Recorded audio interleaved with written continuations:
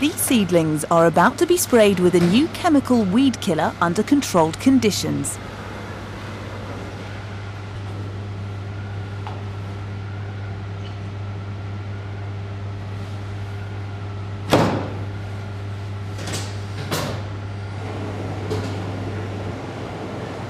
Testing a weed killer takes many months, but making it can be a much longer process, and we begin the story in an organic chemistry lab where a scientist, Bob, is going to prepare a chemical to be used in making a new weed killer. He uses standard glassware. He has a condenser at the top of the picture, a dropping funnel, a thermometer, and a reaction flask. Bob first puts a plastic-coated magnetic flea into the reaction flask for stirring.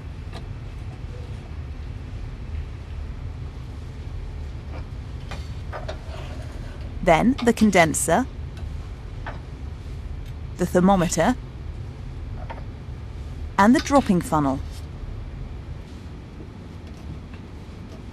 This grey device is a stirrer and hot plate containing a magnet which, as it revolves, causes the magnetic flea in the flask to revolve and stir.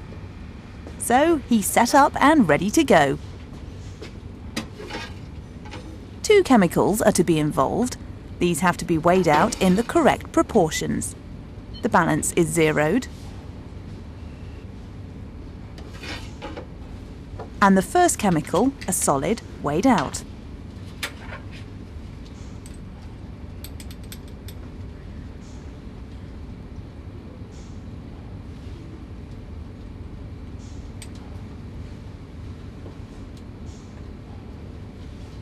The exact quantity of chemical has to be known.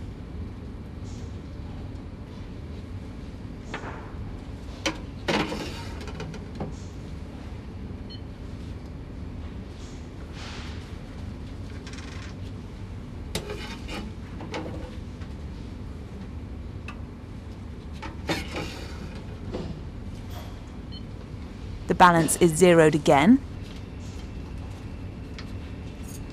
And the second chemical, an oil, is weighed out also.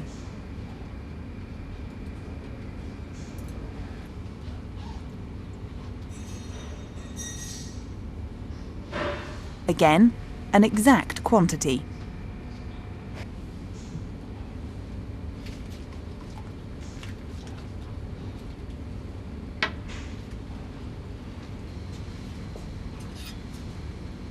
Bob now has to mix the 2 chemicals, so he adds the first one, the solid, to the flask from the little glass boat.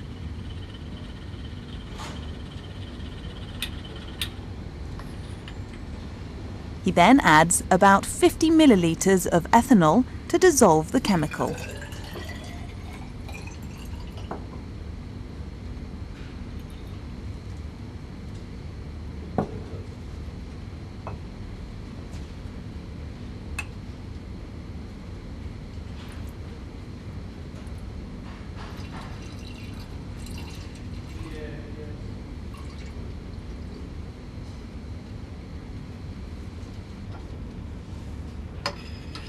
For the moment, the heat source and the magnetic stirrer are lowered and set for temperature and stirring speed.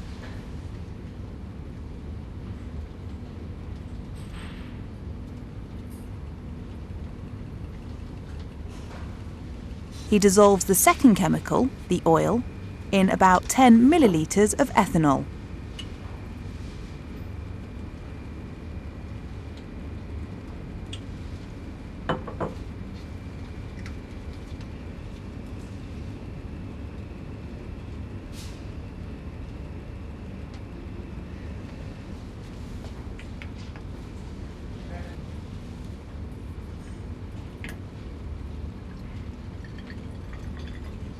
And pours it into the dropping funnel for adding to the first chemical a drop at a time.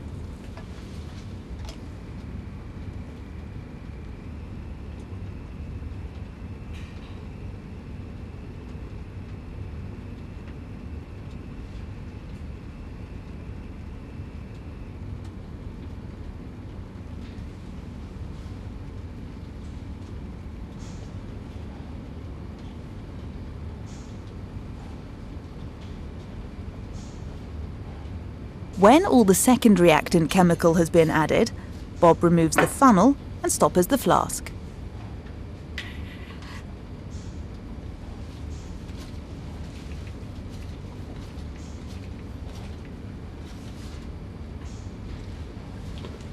Now the mixture can be continuously stirred and heated.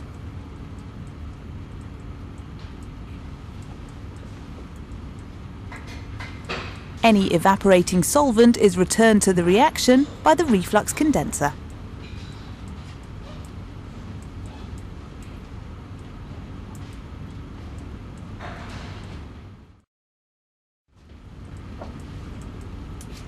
From time to time, it's necessary to check how the reaction is progressing.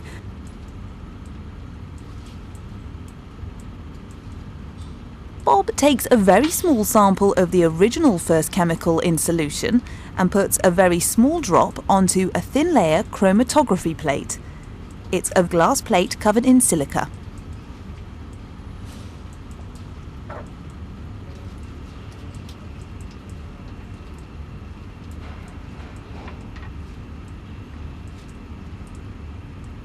He repeats this with the second of the starting chemicals, the one added from the funnel.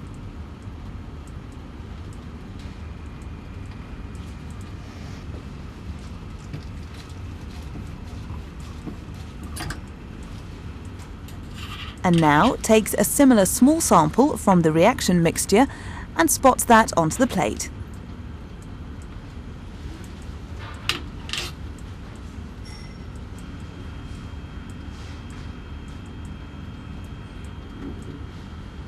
The plate now goes into a small container in which a shallow layer of solvent is present.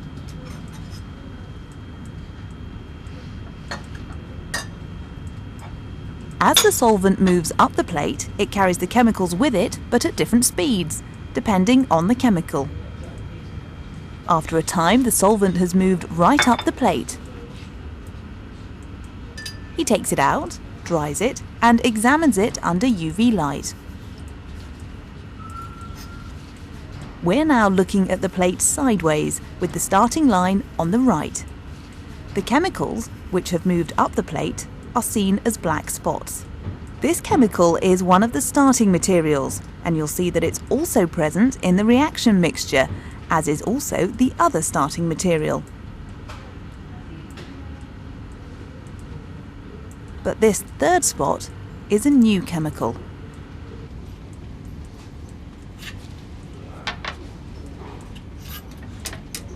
The reaction is now finished, and he pours the reaction mixture into water to dissolve out any water-soluble impurities.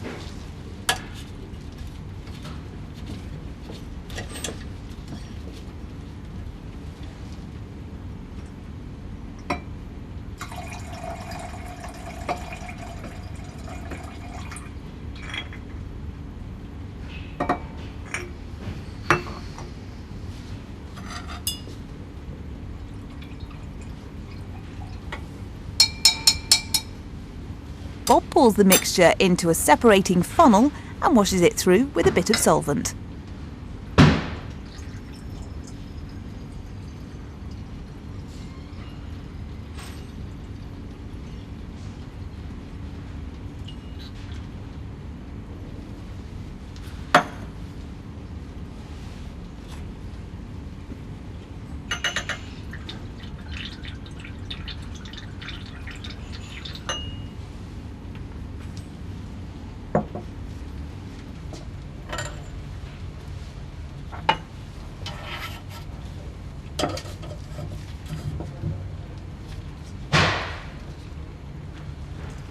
And shakes it.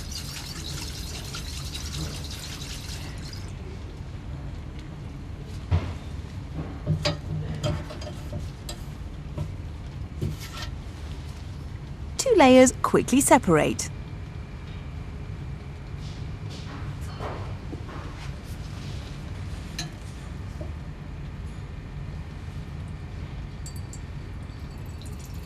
He runs off the lower, aqueous layer, leaving the top solvent layer.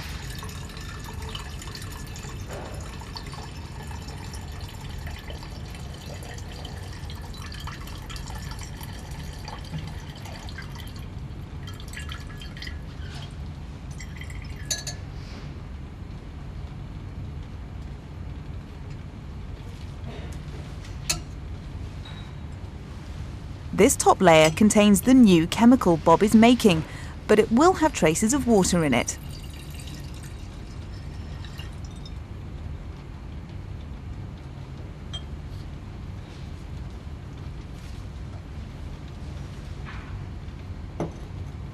To remove this, a little anhydrous magnesium sulfate is added.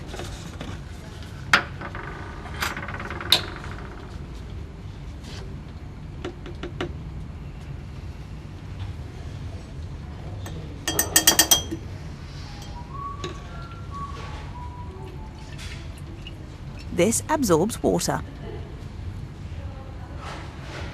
and can be filtered off.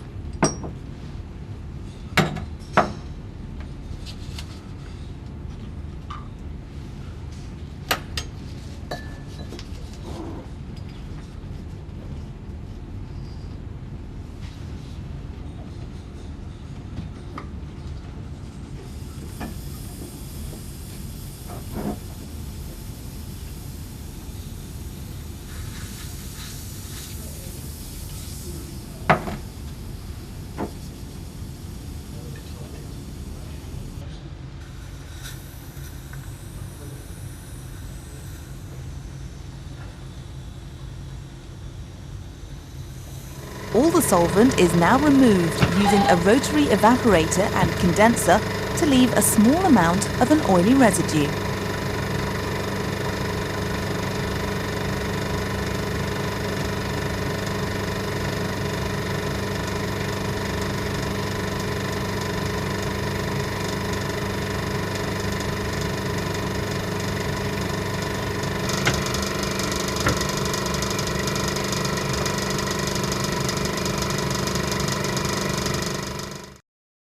Now that Bob has got the new chemical, the task is to purify it.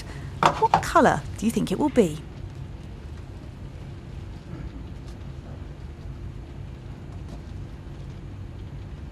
To separate out whatever is in the oil, which has now been redissolved in a little solvent, he first makes a column of silica in a glass tube.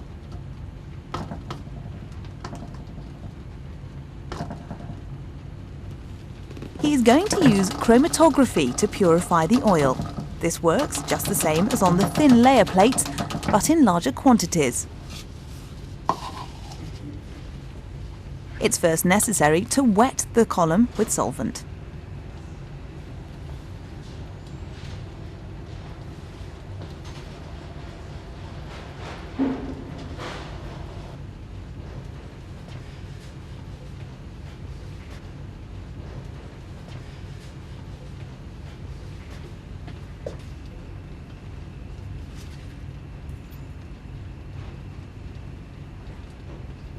Bob adds the oil sample carefully to the top where it absorbs onto the silica.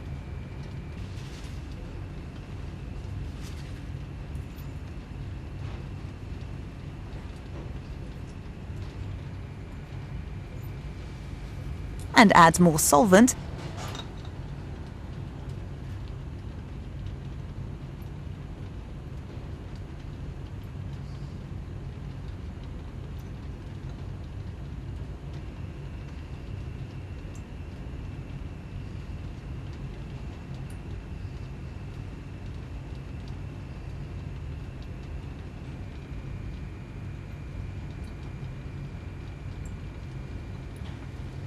and gradually the band of sample is washed through and the fractions coming out of the bottom are collected in small flasks. You can see the colour coming down. We've speeded up the process a bit because it takes quite a time.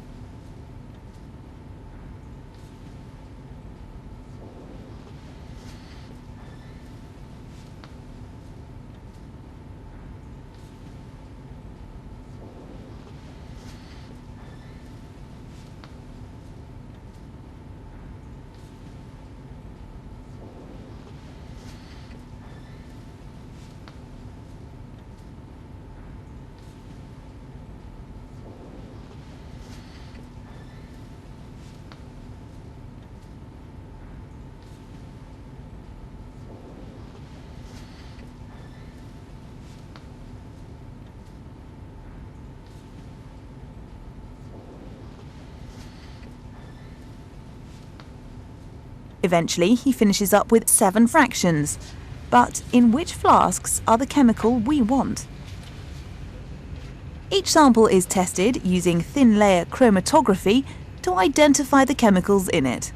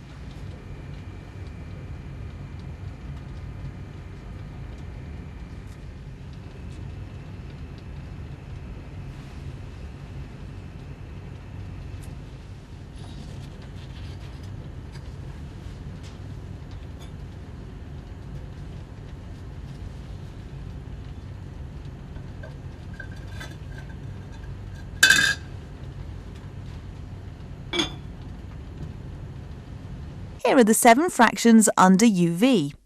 1 on the left, 7 on the right. The chemicals have moved up the plate at different rates. These are traces of the first starter chemical, and these the second. But these fractions contain only our desired product. This fraction is contaminated with a starter chemical. Bob combines the contents of the 3 flasks 1, 2 and 3.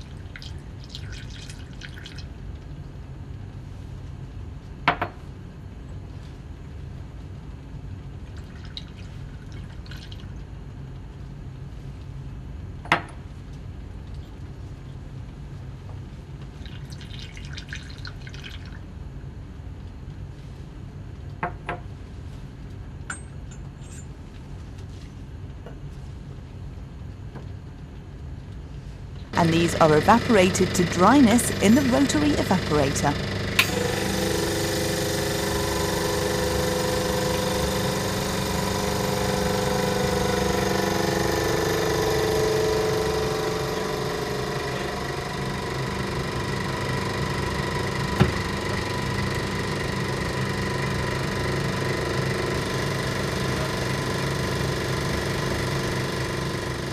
The new chemical appears to be a white crystalline solid.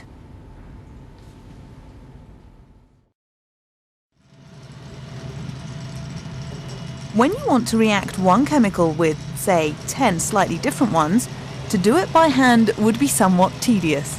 Much better to use robots. You can program robots to do similar things to a scientist working at the bench. Dissolving a chemical in a solvent,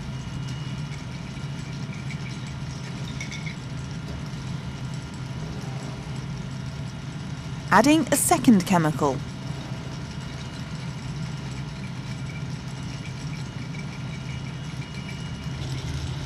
heating and shaking,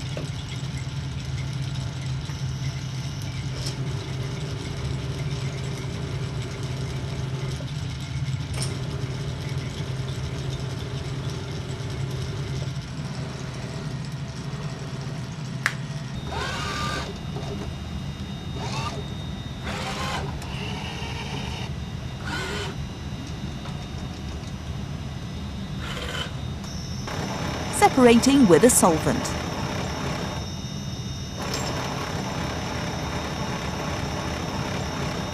The upper layer being drawn off,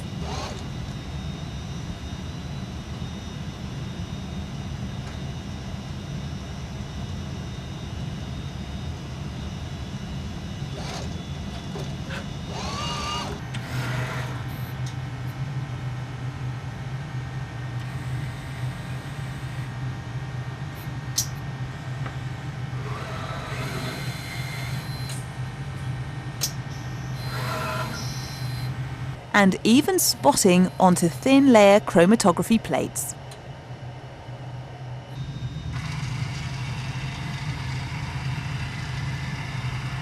Finally, the new compound is purified using column chromatography